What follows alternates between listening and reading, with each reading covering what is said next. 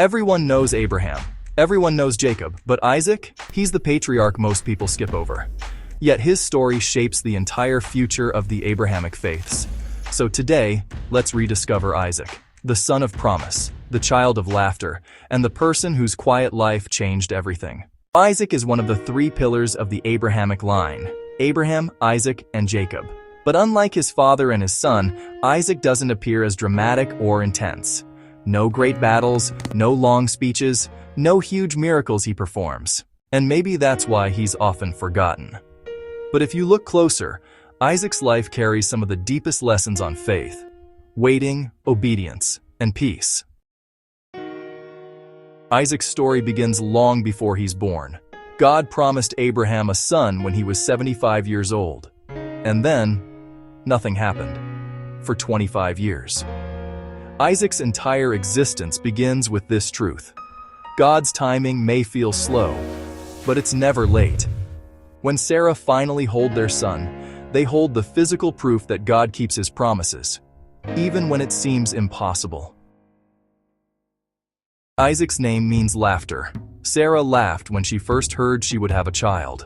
Not a joyful laugh, an "Are you serious?" laugh. But when Isaac was finally born, her laughter turned into the joy God had promised all along. His name is a reminder: what begins in doubt can end in joy, and God can turn disbelief into a testimony. Before Isaac was born, Abraham and Sarah tried to help God by having a child through Hagar. That child was Ishmael. 2 boys, 2 destinies, 2 nations. Ishmael represents human effort. What happens when we try to force our own timeline? Isaac represents divine promise. What happens when God provides in his timing? Both are blessed, both are loved, but only one carries the covenant. Isaac's life reminds us, not everything good is God's timing, but everything in God's timing is good.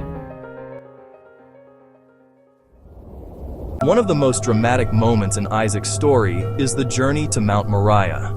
Abraham is asked to sacrifice Isaac, the very son he waited decades for. Now, most people talk about Abraham's obedience, but almost nobody talks about Isaac's. Think about it.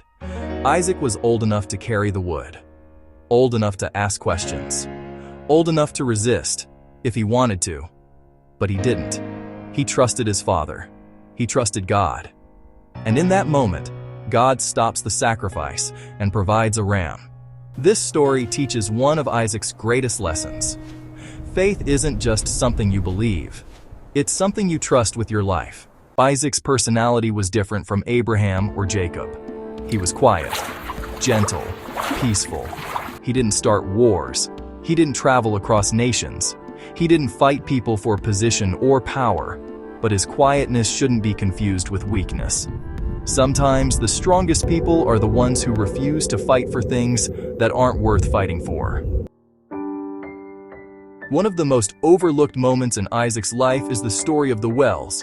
Isaac digs a well. Rival shepherds claim it. Isaac moves. He digs another. They take that too. Isaac moves again. Not because he's weak, but because he trusts God will provide. On the 3rd well, nobody fights him.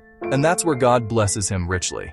Isaac teaches us, sometimes you win more by walking away than by winning the argument. Isaac marries Rebekah. They have twins, Esau and Jacob. Jacob eventually becomes the father of the 12 tribes of Israel. But it is Isaac who passes down the blessing, the covenant, and the promise. Without Isaac, there is no Jacob. Without Jacob, there is no Israel. And without this whole line, our entire spiritual history changes. In the end, Isaac is not the forgotten patriarch. He is the steady one. Abraham shows us faith begins. Jacob shows us faith wrestles. But Isaac shows us faith remains. He is the link between promise and fulfillment, between calling and nation, between beginning and the future. So the next time someone says, "Everyone knows Abraham and Jacob, but who was Isaac?" you'll know the truth.